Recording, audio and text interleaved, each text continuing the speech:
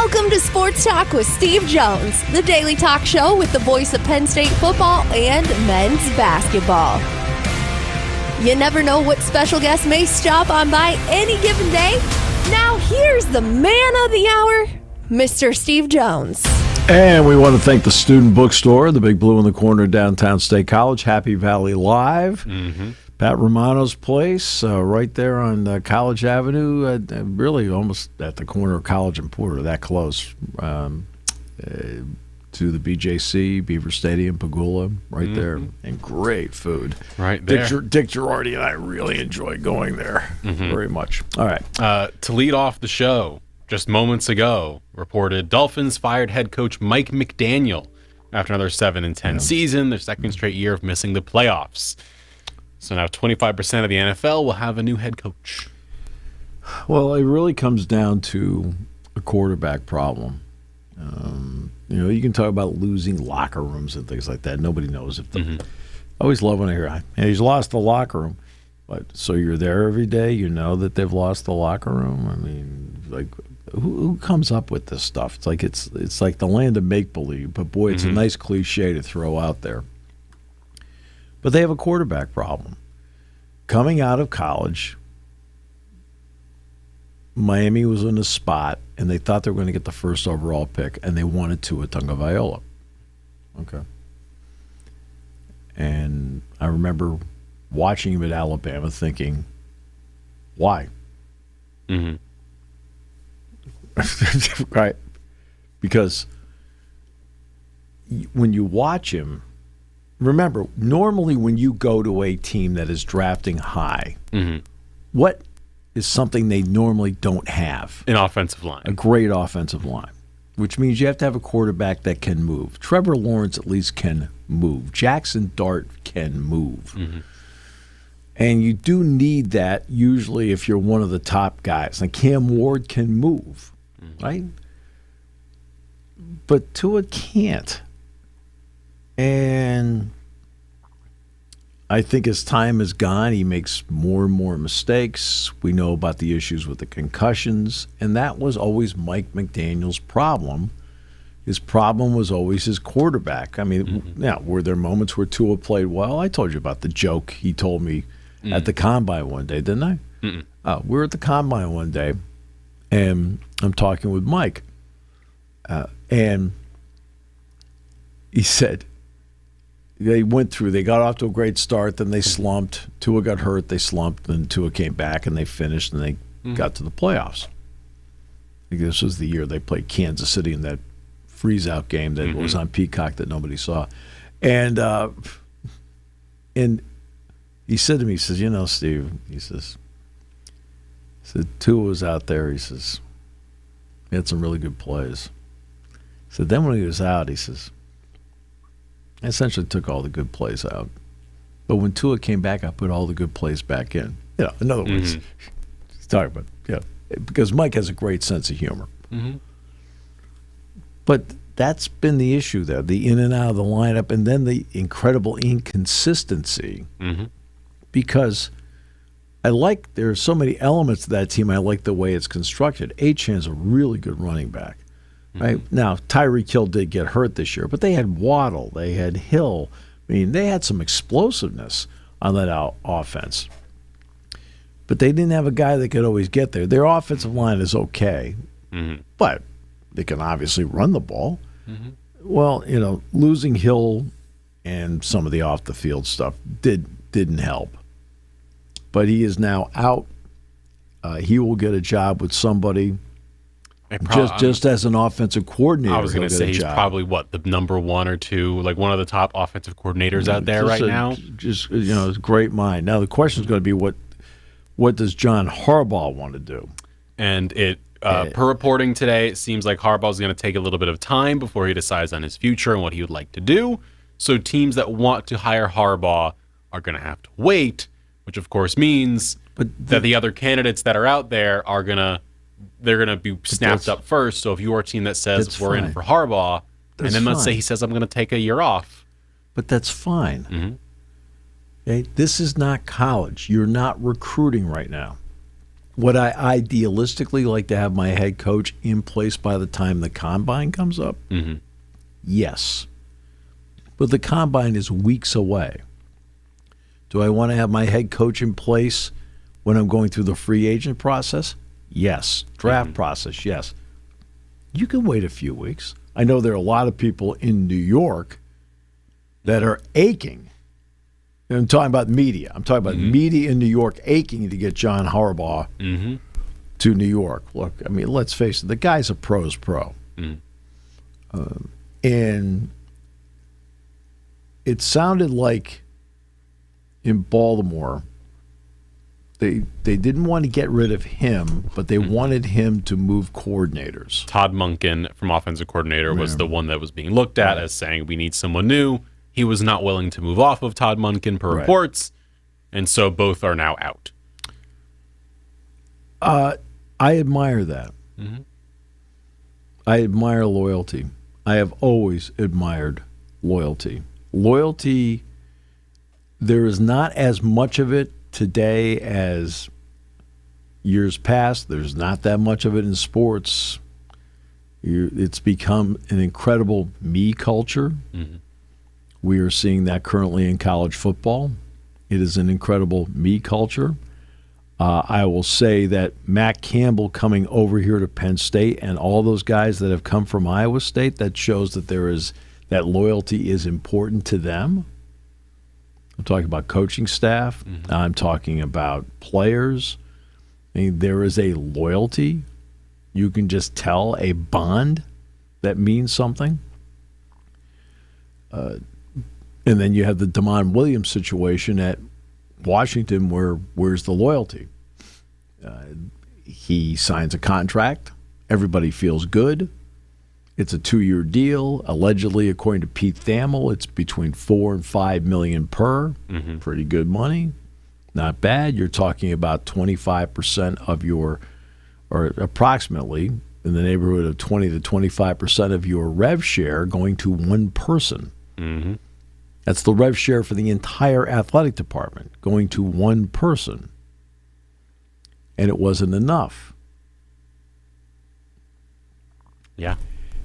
You have, the sport is, I felt the sport was at an inflection point last year with the movement of from Wisconsin to Miami. Xavier Lucas. And what's come of it? It hasn't been a story. This now becomes the... Wisconsin was going to fight it. Big Ten, Tony Petitti, they're going to join in, they're going to fight. Remember, that was the whole, like, hey, how about this? And then it just died out. Yeah. What became of it? Is there anything that did become of it? Was there any resolution to it? I don't know. This is going to now be this feels like the best quote-unquote test case of like, but Lucas should have been the test case. Lucas should have been the test case, but this now becomes the test case because everyone's watching, because you're sitting here with a quarterback who, as you said, was offered, let's say, $4 to $5 million, which is between a fifth and a quarter or so of your rev share at Washington. And if he's transferring elsewhere and he's getting offered more from LSU, like, we're talking millions of dollars here. We're like, this is monumental. He's already getting millions of dollars from Washington. He is. What's the difference? Washington reportedly brought in Bo Prabula amongst other quarterback options in preparation for a potential departure of Williams. But of course, that's them doing the smart thing of doomsday prepping, of like, if Williams does end up being allowed to leave and sign an NIL deal with presumably LSU, who do they get? And they're going to look at Bo Prabula, which, Bo's incredibly talented. It makes sense. And this is all just insane. And tied up in all of this is all of the Sam Leavitt stuff, which is also a part of it, where Sam Leavitt looked like he was going to be the Kentucky quarterback, and then they went and got Kenny Minchie, who had signed with Nebraska, who had verbally agreed. There's a big difference between a verbal... No pen to paper with Nebraska. So they get Kenny Minchie, Right. And then Sam Levitt was at LSU when this Damon Williams stuff broke. So one's got to assume they're not all in on Sam Levitt then at quarterback. Nobody knows who's all in. It is. They don't know if Sam Levitt's all in on them. I mean, we don't know. Look, I've talked about the structure. I've done it over and over again. But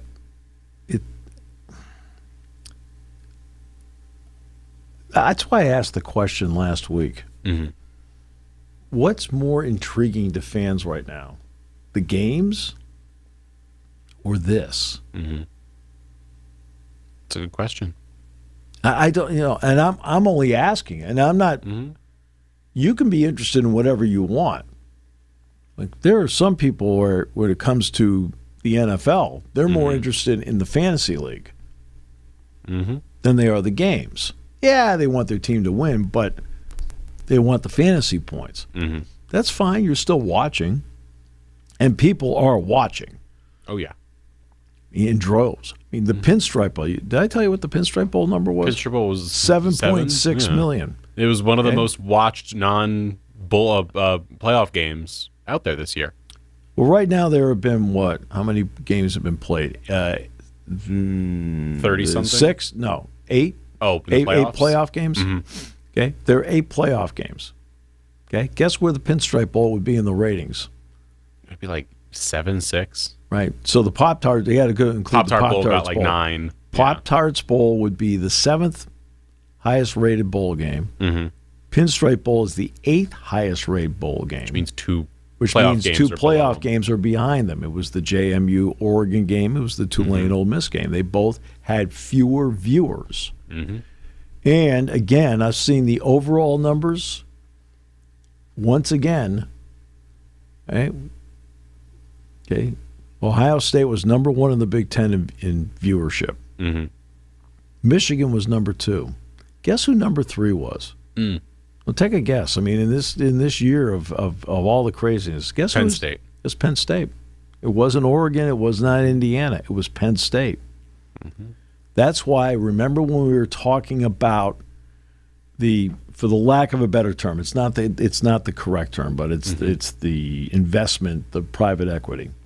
Private equity is not the right term. We'll call it the investment money that from the California, and it was going to be Penn State, Ohio State, Michigan, $190 million. And then USC and Oregon are right 135, 140.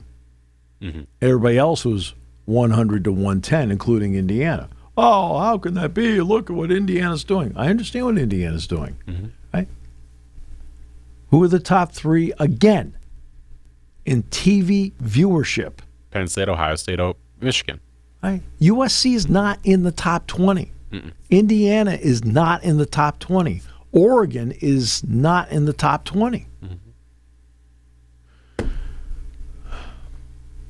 Yeah.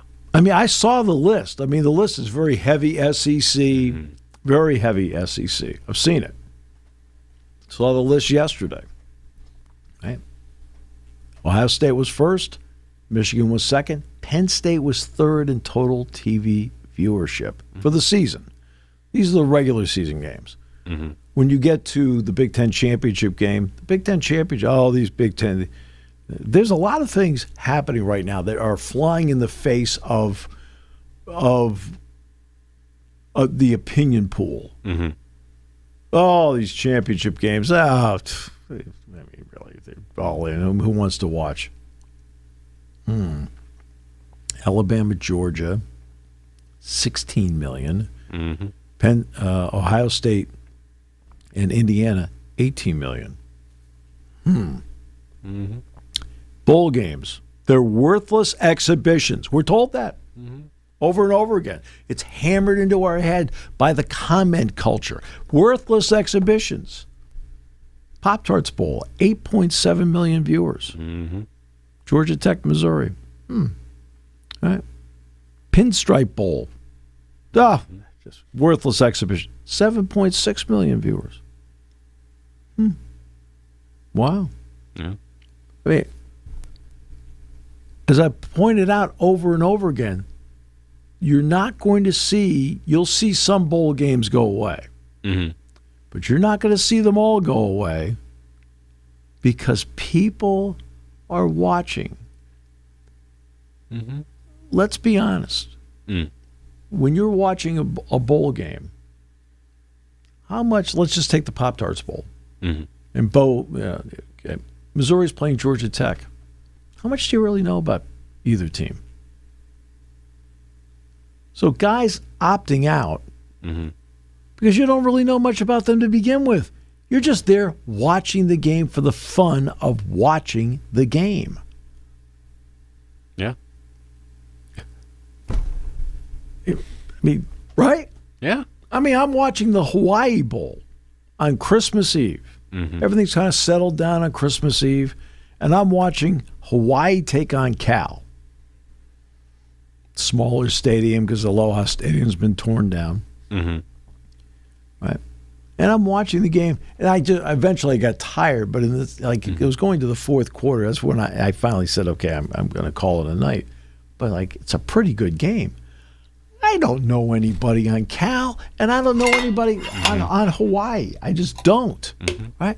But I'm watching the game because it's a fun, entertaining game. Yeah. And this is what's happening.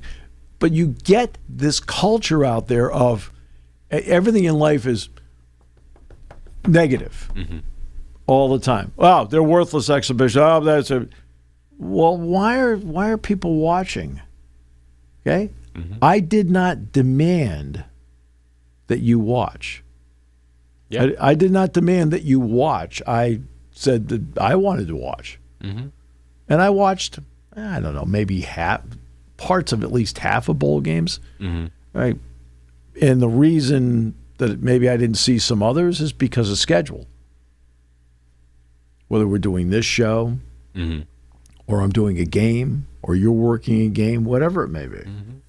I mean, the games in the 26th, Jack and I drove to New York. We didn't watch any games in the 26th because we're driving, right? 27th, there were, how many games? There was 6 games in the 27th? 6 or 7, something like that.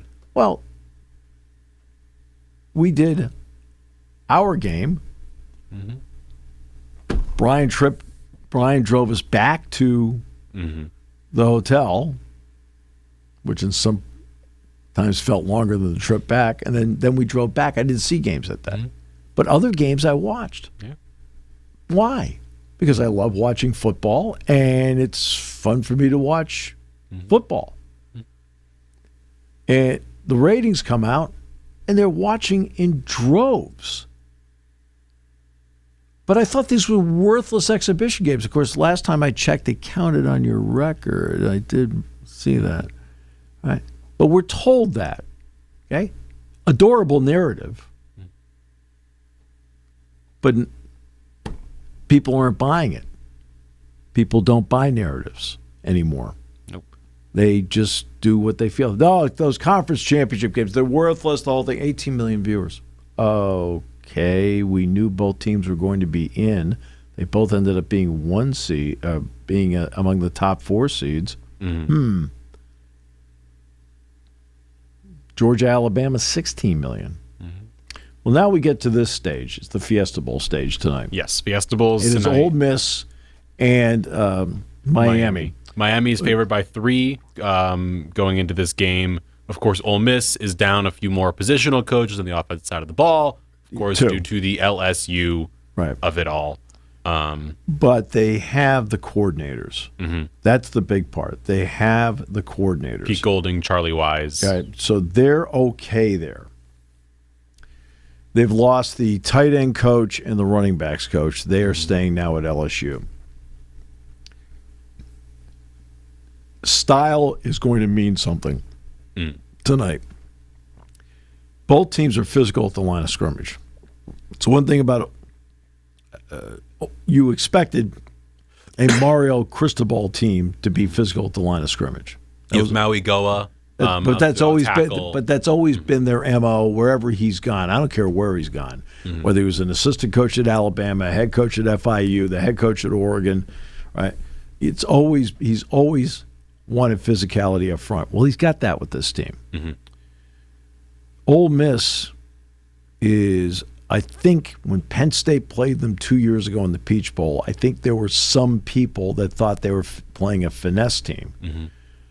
And you sit there and you watch the videos leading into the game because you want to get a feel for, you know, what you're going to be calling as a broadcaster. Like, this team is really physical up front. Well, now you're seeing that in the playoff as well. They're out there toe-to-toe in the center of the ring trading leather with Georgia in the Sugar Bowl.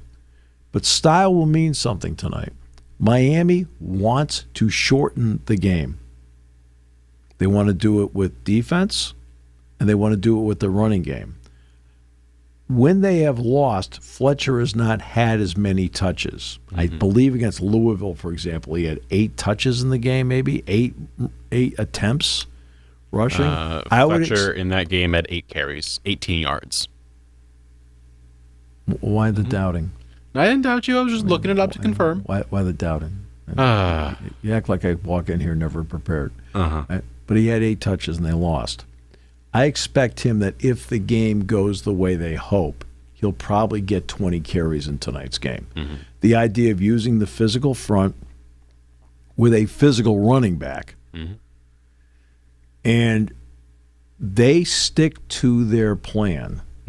That's something that Miami does. Miami does not deviate, whether they're playing Notre Dame, they're playing Louisville, they're playing Pitt, or they're playing Ohio State. They stick to their plan. Texas A&M stuck to their plan. They have played excellent defense in both the Texas A&M and the Ohio State games, to their credit. Yeah.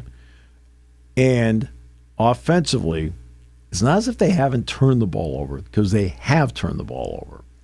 Malachi Toney, who's just a fabulous talent. And this guy reclassified. He should be getting ready to figure out who he's asking to the prom. But he's playing in the national semifinals tonight in college, and he is a marvelous talent, whether you're throwing him the ball or whether you're running him on a reverse jet sweep, something like that. But you know what I noticed about him? In watching the Ohio State game? He's a willing blocker. For somebody that's, 17, 18 years old, he's a willing blocker. Like, they put him on the wing, he'll throw a block. I thought that's impressive that he's doing, because he's not going to be the biggest player out there. And Carson Beck is not great, but very steady. You feel like he's been the rudder for them all season long, that, okay, things aren't great. We have Carson Beck.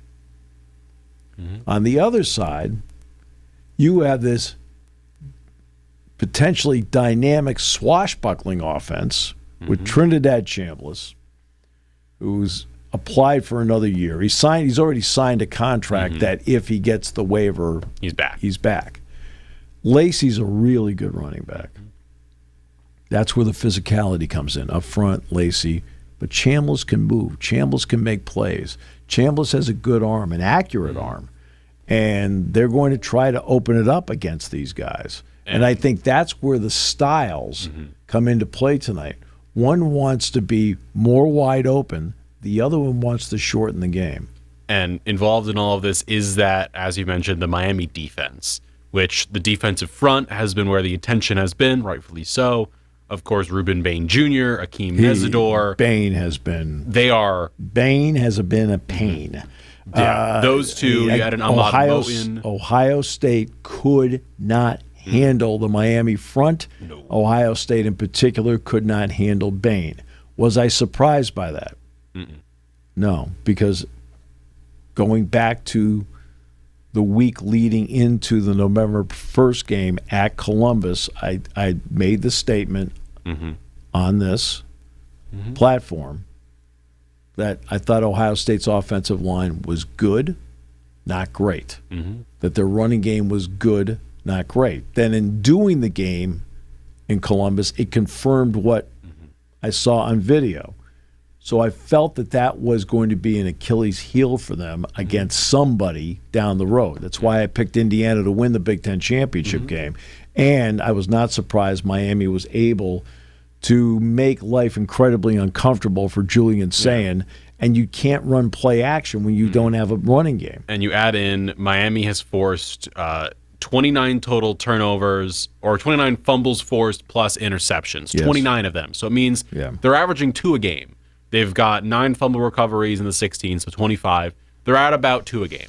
So on average, they get 2 extra possessions a game, plus they are currently up to 46 sacks on the season. So you're sitting at 3 sacks a game. And again, that front is dominant because as has been discussed for decades, is if you have a really good pass rush, all of a sudden the window for a quarterback to throw the ball is shortened by half a second to a second. The reason Myles Garrett is so good is because the quarterback has to get rid of the ball that much faster because Ruben Bain, Akeem Mesidor, 2 possible first-round picks this year are bearing down on you, motoring through the middle. Like, there's nowhere to go.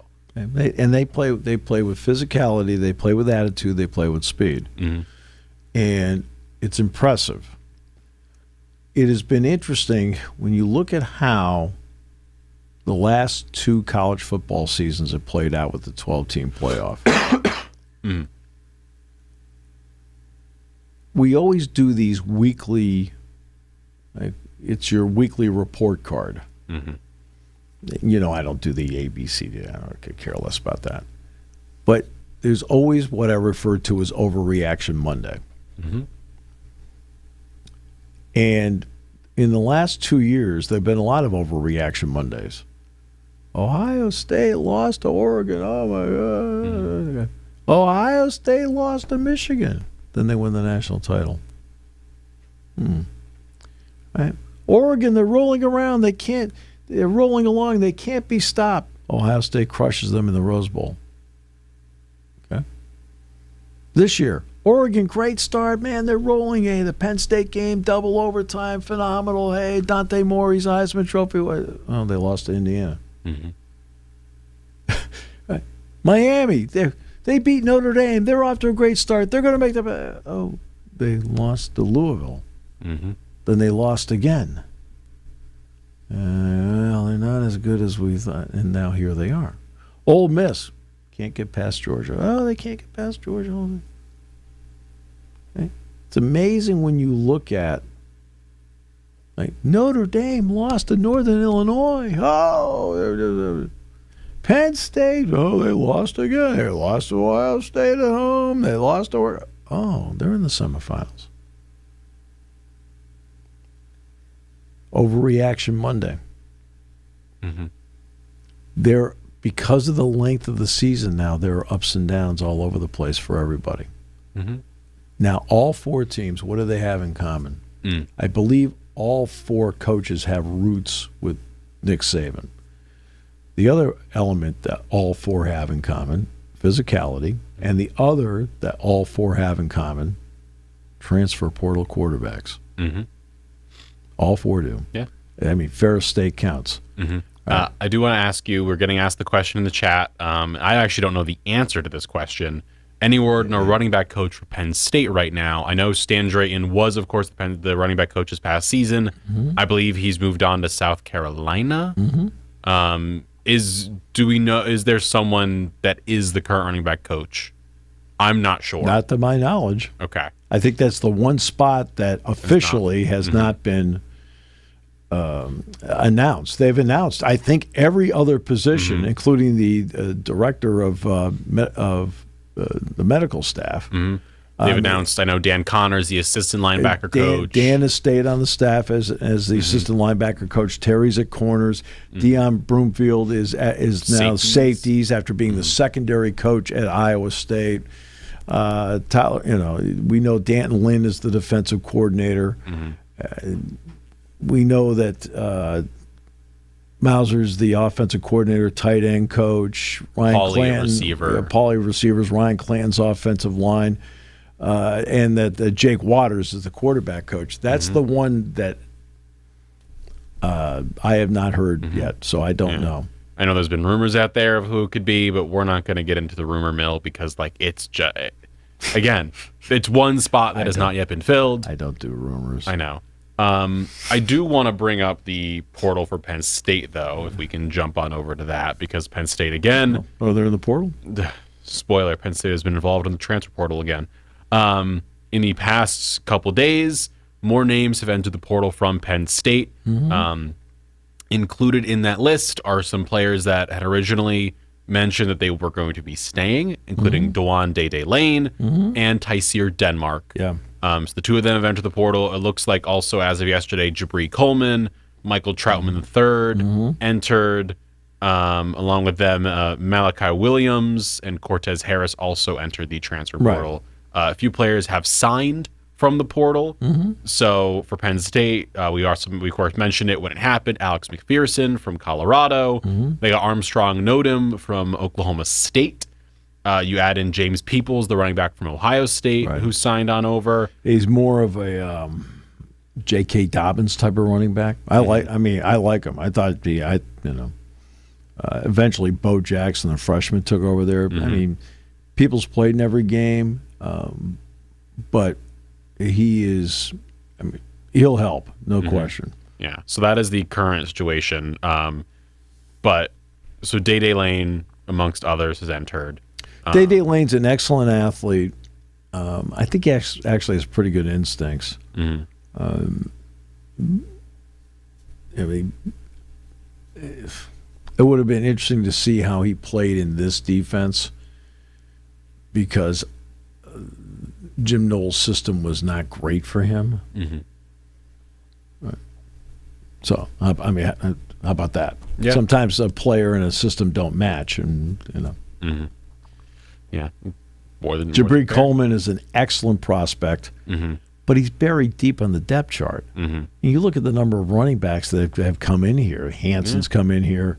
People, as you mentioned, has come in here. Quentin Martin's staying. Tyke Hayes is staying. He looked around and said, well, where's my shot going to be? I don't blame him. I mean, he's last in the list. And he's a really nice-looking prospect. I think Coleman's got a little something to him. He's pretty good player. Troutman, he worked a lot at center. He has a lot of good qualities. I think his footwork is decent and so forth. But something he would, I mean, let's face it, he didn't have to play in a game. He was the backup, quote, the backup center in the bowl game, but in reality, Cooper Cousins was the backup center in the bowl game. Just so everybody knows. All right. But Michael's got to be better with snaps. I mean, simple as that. He's got to be better with snaps. Penn State players transfer in the past couple days. TJ Shanahan is going to Florida. He's going with joining Phil Troutwine. You've got Owen Wafel is going to Duke to go down to McManny. Good. Egan Boyer also going to Florida. Phil Troutwine from the offensive line. Jeff Exenor and Keon Wiley are both going to Virginia Tech with James Franklin. Anthony Specca to Purdue and Caden Saunders to Southern Miss. That is the latest Penn State transfer portal. I just want Caden to stay healthy. He actually was working out in the bowl game. He finally was out there practicing it for the bowl game. He wasn't going to play. But it was just good to see him out there running around. I want all these guys to have success wherever they go. I mean, Keon Wiley, when you're out there, you get a chance to know some people. Caden Saunders is a terrific guy to get to know. Keon Wiley is a terrific guy to get to know. So I root for these guys. If you know him, you root for him. When you're playing against him, no. But I think Zariah Fisher's going to USC. No. He's going to be in there in Beaver Stadium. I hope you have great games all the other days here. No. When it comes to the Fiesta Bowl, we've already kind of talked through it a lot, highlighted a lot of what's going on. But when it comes to predictions, Mr. Jones, I enjoy at least getting your prediction on the game. Miami, as I mentioned, is favored by about a field goal. So it is going to the expectation is going to be a close game and a good game. Who do you think comes out on top? Ole Miss, Miami, 7:30 tonight. Who takes this one in Glendale, and who makes their way to the College Football Playoff Championship game? The interesting part is that I'm very tempted to take Miami because of how great their defense is playing. But here's the issue. I think Ole Miss's defense has played for the most part pretty well. I don't think Miami has enough offense. Like I said, they're trying to shorten the game, but I think Ole Miss may win the game. Close. I mean, really close. Does Sean McDonough have that game tonight? Tonight's broadcast crew. Because I want to mention something about that. Broadcast crew for the Fiesta Bowl, I believe, is going to be Chris Fowler and Kirk Herbstreit, and Holly Rowe and Laura Rutledge on the sidelines. Okay, so then tomorrow night, Sean and Greg McElroy will have it. Sean McDonough was just named the National Sportscaster of the Year. Sean McDonough is the definition of the pro's pro. He can do everything. He is outstanding at football. He is outstanding at basketball. If you've ever watched the Syracuse-UConn 6 overtime game at Madison Square Garden, that's Sean McDonough. I think it was with Jay Billis that night, I think. Right? You watch him do hockey. Outstanding at hockey. I mean, you want to talk about each year gets better and better and better at it? And not only that, where did I first hear Sean McDonough? Baseball. He was the Red Sox TV guy for a period of time. Now he's on maybe, I'm going to guess, 20 to 30 Red Sox games on radio a year. He's great at everything he does. Agreed. When you have that kind of versatility and that level of excellence, no matter what sport they put in front of you, he gets it done every time. And not only that, you probably don't know him. I know he's a Syracuse grad, but I don't know if he guest lectured up there ever. I did get. I have shaken his hand before. All right. I was I want to say a freshman or a sophomore. He is as down to earth. So you always want to be around people that excel in life and have no ego. My favorite people. Sean McDonough excels in life and has no ego. I'll text him during a Red Sox game. Well, now the Red Sox, I said, game. And the thing is, he'll be doing the game. He'll text you back as he's talking. I don't know how he does that. How does he do that? Sean McDonough, of course, you mentioned Syracuse product. I got to meet two broadcasters that I went to the guest lecturing essentially from that the Syracuse would bring in alumni. They'd come back. They'd do like an hour Q&A basically.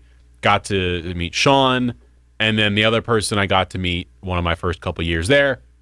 Similarly incredible broadcaster. Currently looks like he might be the MLB national broadcaster, Jason Benetti. Who's just, oh my gosh. Again, same story. Benetti has a great sense of humor. He's funny, and he was like talking with everyone as if he was your best friend and he had known you forever and he was in your class with you. Like, that's who he was. Incredible. Somebody will have to explain to me someday why the White Sox were like, I don't know if we want to keep them. It's because they're the White Sox, Steve. That's why. While that is an excellent point. I make a great point here. But I want to salute somebody that I just have nothing but the highest and utmost respect for in Sean McDonough. And, it's not like I haven't let him know this. I did. I'd let him, and he got back to me with something that was very nice. But he was, he'll do the game tomorrow night. So he's got the Peach Bowl. He's got Indiana and Oregon. The Pittsburgh Post-Gazette, I want to talk about that for a moment. They're going to cease operations in May. Wow. A paper that has been a part of the Pennsylvania landscape for decades, produced some great writers over the years. And my good friend Jerry Dulac is, of course, among those that will lose out on this. Now, Jerry's also doing a lot of on-air work, including the Pittsburgh Steelers Network. But I realize that newspapers are in that spot where in today's world they don't fit anymore. If you have an online component, that fits because people are using their devices to get their news, sports, and so forth these days.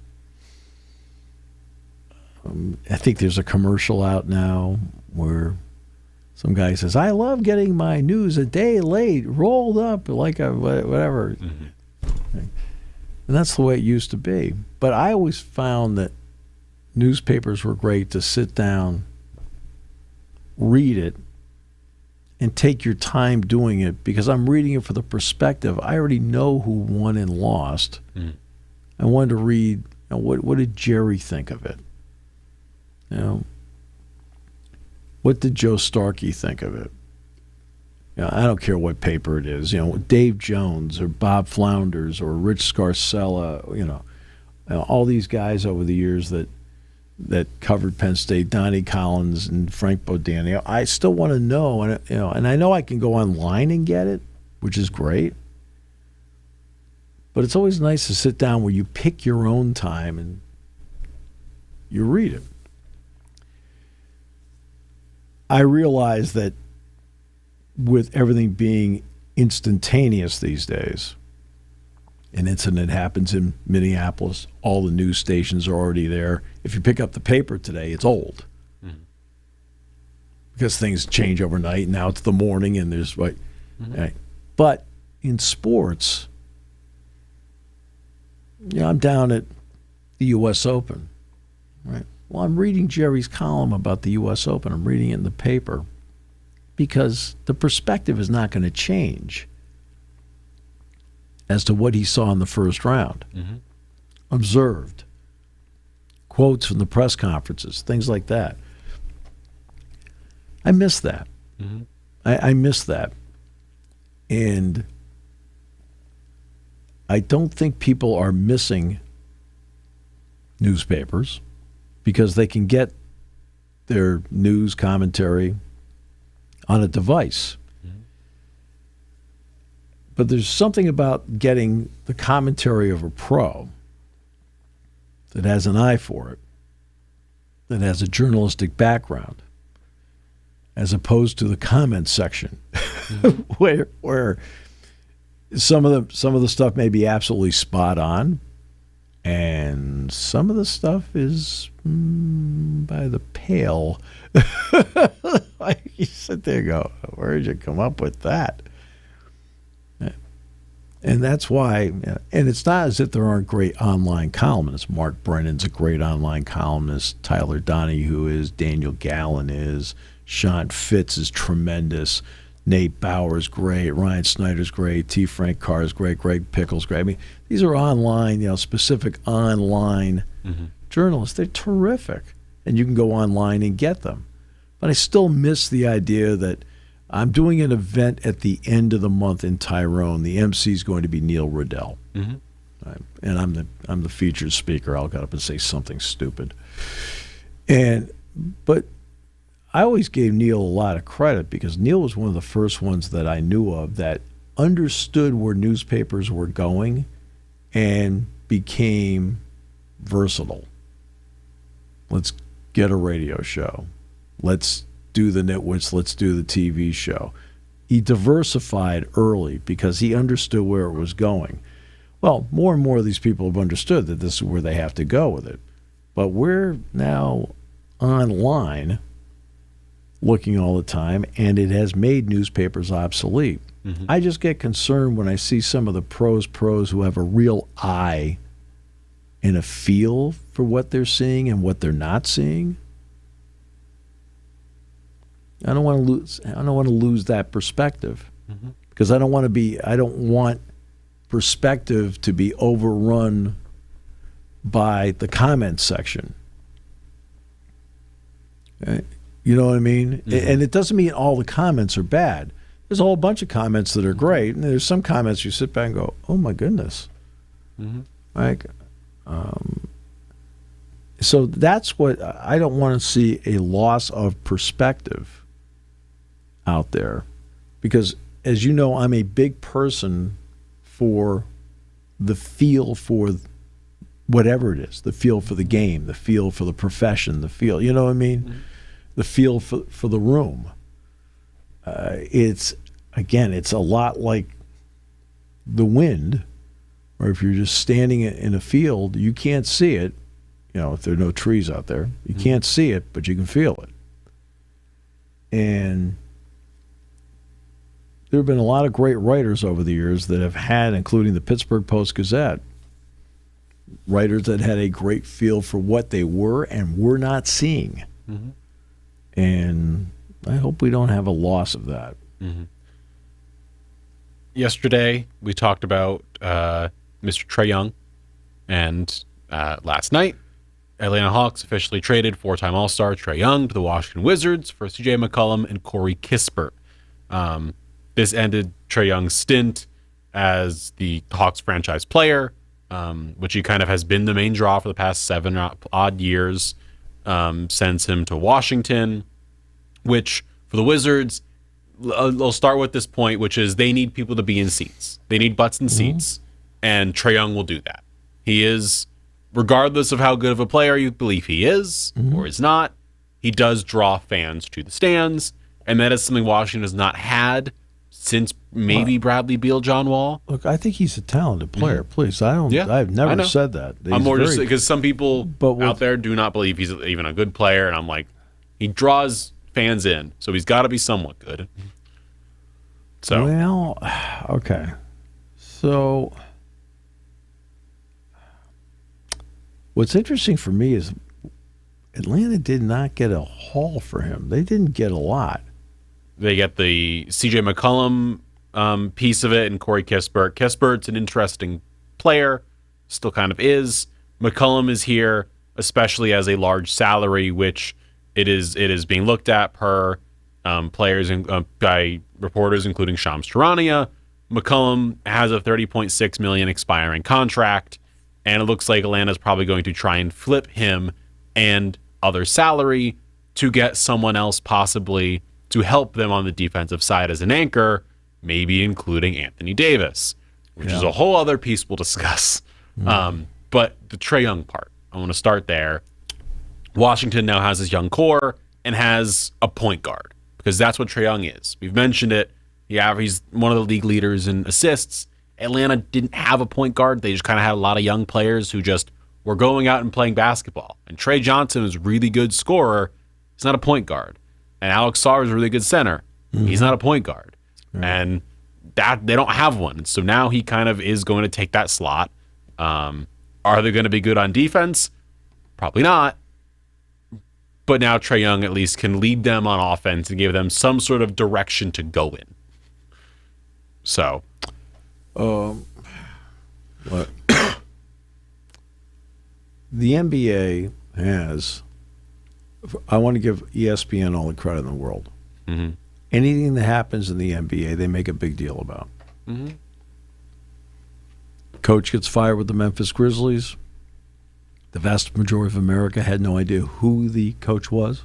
Taylor Jenkins, yeah. No, I'm saying. Well, yeah, I know. Okay. The vast majority is not including me. No, I'm saying the vast majority of Americans don't know who the coach was. He gets fired. Yeah. It's breaking news. Breaking news.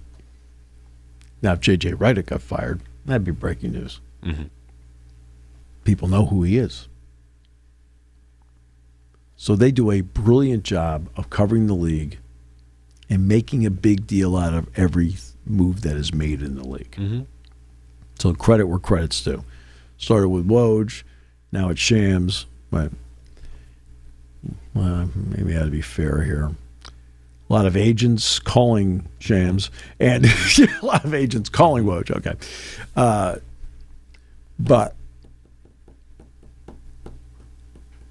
Trae Young going to Washington in the big picture is not a big deal. Not a bit. It's a name. Is he one of the top 15 players in the league? No. If he was, he would have been in the Olympics. Right? Yeah. Now let's start with that standard. Where would he be on that list? extremely talented and entertaining player. But does he move the needle when he's out there on TV? No. I thought the Knicks-Hawks series a couple of years ago where he made some dynamic plays, now that was pretty good theater. Madison Square Garden, he makes big shots. Okay. But in the scheme of things, what's a bigger story? Trae Young being traded to Washington or Jason Tatum's inability to play this season? Tatum were healthy, it'd make this season real interesting because the Celtics are rolling right now. Exactly. They're playing really well. But because the Celtics have won a championship, fans know who Jason Tatum is. Oh, and by the way, yes, he did make the Olympic team. He didn't play a lot, but he made the Olympic team. Okay? What's a bigger story? Giannis staying in Milwaukee or Trae Young getting traded? Giannis has won a championship. Giannis is a commercial entity. I mean, my goodness, he showed up this in the holiday season on Kohl's commercials. Okay. If he gets traded, that's when that's a breaking news level thing. That's okay. I'm not saying Trae Young being moved is not a big story, but it doesn't move the needle as much as people think it moves the needle. It really doesn't. It's like when it's like the Ben Simmons saga all over again. It's totally different. I would say it's like Kirk Cousins being traded and moved. It's the same. Right, it's the same thing. Kirk Cousins gets moved around, except he's an NFL quarterback. He's a talented quarterback. Right. Sam Darnold signs with Seattle. Okay. Yeah. Right. That it's a big deal, and it turned out really well for him. And the reason this is going to be a bigger thing, of course, in the future is, as we mentioned, the Anthony Davis part of it, because the Anthony Davis part of it links back to the Luka Doncic of it all, which was an explosion in February last year, where one of the top, most talented players, that was a breaking news level story, where one of the 5 best players in the NBA gets traded, and he's in the middle of his prime, and he's in his mid-20s, and he just led his team. One of the 5 best offensive players. And he is not 5 best offensive players. Okay, he's not among the 5 best all-around players in the league. He is not. He's one of the 5 best offensive players in the league. And he gets traded. I'm just trying to get perspective, be fair here. And he gets traded, and of course goes to the Lakers, makes it even bigger piece of news. And so the Anthony Davis part of it is going to link to that, because let's say Anthony Davis does get traded to first, Jay McCollum plus insert other salary fill here. That means the Mavericks traded got a first round pick, Max Christie's, Jim McCollum, and something else for Luka Doncic is the equivalence there, and not great. And don't forget, the other part of this whole circle of life, I guess, is that on draft night, who was traded for who? Trae Young for Luka Doncic. Right. Yeah. Just to tie it all into one nice circle. I remember when it happened. Yeah. I remember when it happened. I know. But it adds to the fun of it. He's a dynamic player who, when he gets going offensively, it is entertaining. I mean, like big time entertaining. But is he a winning player? That's the question. And not really. Now, is Luka Doncic a winning player? Yes, because the Mavericks made the final against the Celtics 2 years ago, and he was the big reason why, along with Kyrie Irving, when they got there. Then when he got there, the stage was too big for him. The Celtics were too good, and he was good but not great. And then they get to the playoffs with the Lakers last year, and he had a lousy defensive series, and it cost him. So if Luka Doncic were dealt to the Utah Jazz, would it be as earth-shattering? I'm talking about Dallas. But he got dealt to the Lakers. So now when you get dealt to the Lakers, no matter who you are, it's a bigger story. Because I was in Los Angeles when Luka played his first game. Now, I did not have tickets to it. But it turned out a couple of the people in the basketball party had tickets to Luka's first game over at Crypto.com and went over because, we were there for the UCLA-USC thing. And it was like, they said it was one big show without question. And he is an incredibly talented offensive player, guy that can pass the ball, shoot the ball, around the basket, outside. Just great talent. Defense, unfortunately, for him is something that he has to play because the rules state you have to. Yeah. You're not wrong. He's also lost weight. It's made a big difference. But it's but the league is interesting. The league is built on, and they made this change in the 80s, starting with Larry O'Brien and really emphasized by David Stern. Tonight's game, Michael Jordan and the Bulls take on Charles Barkley and the Phoenix Suns. Okay? It's not Chicago with Michael Jordan and Phoenix with Charles Barkley. It's Michael Jordan and the Bulls against Charles Barkley and the Suns.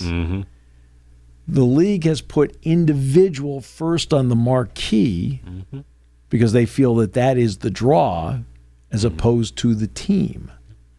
And that's why you have such a personality-driven, centric league, because they have put the personality first. Trae Young is a personality. Trae Young can deliver some dynamic offensive performances. Okay. Right? Is he a great all-around player? No. He's not. Nope. Is he a winning player? I think he can help you win to a point. There's a ceiling. He needs exponentially more help around him. Because, look, was Oscar Robertson a winning player? Well, with the Cincinnati Royals, there's only a certain point that he and Jerry Lucas could get the Royals to. When he got dealt to the Bucks, right, they won a championship. And people get confused sometimes when they ask Kareem Abdul-Jabbar, who's the best point guard you ever played with, and everybody's going, right away, it's going to be Magic. And that's not always the answer he gives. No. And it's not because he's anti-Magic. See, that's what. How could you say that about him? Have you ever watched Oscar Robertson play? I did. Pretty darn good. Average triple-double for a reason. I did. You're allowed to have your opinion on something. You played with both guys. It's okay for Kareem to have an opinion. Okay? Unlike you, he played with both guys. And by the way, thinks Magic is great. But he thought Robertson, but my point was Robertson was a great player, but he's a great all-around player. But he could only take Cincinnati to a certain level. And by the way, they're the Sacramento Kings now, for anybody who's wondering who the Royals are. Right? With the Cincinnati Royals, they could only get so far, because they're out there with the Sixers, the Celtics. It was like the Knicks. It was hard. Right? But then he got dealt to Milwaukee. And when he did, he adapted his game because he had Kareem there, and it changed everything for him. And suddenly the Bucks are winning the championship with a good, solid all-around team. John McLaughlin, Flynn Robinson, Lucius Allen. Right? And I think you think it's sick that I know all these guys. But. To wrap up, college basketball last night, going around the nation real quick. Number 1 Arizona won 101-76 over Kansas State. Iowa State continues their hot start. They're 15-0. They won 70-60 over Baylor. They blew out Purdue at Mackey. And that's the one loss Purdue has. UConn won 103-98 in overtime over Providence. UConn is, they're a good team, but they are really good. No, UConn's really good. Speaking of Purdue won 81-73 last night over Washington. Had a 20-point lead most of the game. Washington closed to get it to 8. There was never really any threat. Matt played 9 guys last night. Trey Kaufman ran at 14 points, 4 rebounds. But Braden Smith had a big game last night. He had 23 points last night. He was 10 of 15 from the field. Also dished off 7 assists in the game. He played really, really well. Number 9 BYU put up 104 over 76 over Arizona State. They had a 59-point second half. That will win some games on its own. I guess the SEC, we'll go before the SEC. Virginia wins 84-60 over Cal. Clemson beats number 24 SMU 74-70. And then I guess in the SEC, defense is optional. Vanderbilt, number 11, wins 96-90 over Alabama, number 13. And number 15, Arkansas, wins 94-87 over Ole Miss. Again, defense optional. Yeah, but let me make a comment about that. There's a couple of elements that come into it. Number one is the styles of play. There's no question about that, and the caliber of athlete. But I also think it's the way the game is called. The Big Ten promotes physical play. I wish they wouldn't. I've watched it for 30-something years now. And somewhat, probably, I don't know, 600, 700, 800 games or whatever, plus other games. I've watched the tournaments. I've never been big on how the Big Ten officiated games in promoting the physical style inside. I wanted to see more of a wide-open game. I feel the ACC and the SEC in particular have promoted more wide-open games. I know you talked about when you and again, it's I'm not downing the officials in the league at all, not in the least. I'm saying though because there's a directive as to how to do this, and you see also a lot of these really athletically talented players in the SEC. I know you've mentioned in recent years the one player who you saw who you're like, he is different athletically than everyone else was Jaden Ivey. Yes. Where like you could just see when he was in the Big Ten, something's different. Right. No, and when a guy stands out like that in your league, and it's obviously the Big Ten's a really good deep league, but when a guy stands out like that, would he stand out in the SEC or the ACC? He'd be among the top guys, so he'd stand out because he was a top player, but he'd be like one of several guys in the league that played like that as opposed to being the guy in the league that played Cohen like that. Carr stands out, but he's the only one. Right. And he's done this for years. We've known it's happening. You always know he's going to fly and have these big dunks, but he's the only guy. Like Jason Richardson was like that. I think Terrence Shannon Jr. was pretty good when he was... Shannon had great speed. Yeah, he had great speed, but he wasn't like a... No, but he transferred in from Texas Tech. Right? So it wasn't like they recruited him right away. The transfer he came in. I mean, they've had some guys like that, but they promote the physicality part of it in this league so often. And I'm like, it's always kind of bothered me. To me, it's how the game is officiated, and it doesn't mean that the officiating in the ACC and the SEC is great, but it's more of a finesse game because it is officiated as a finesse game. Games going on tonight: Santa Clara at Gonzaga, 11:30 p.m. Rutgers at Illinois and Champaign, 8:30, and then 6:30 Northwestern at Michigan State. So a bunch of games going on tonight. We'll talk about them tomorrow here on the show. Thank you for listening to Sports Talk with Steve Jones, a 7 Mountain Media production. Come back at 11 every weekday for analysis of the latest happening in the sports landscape. From college football to European soccer, Steve and Kyle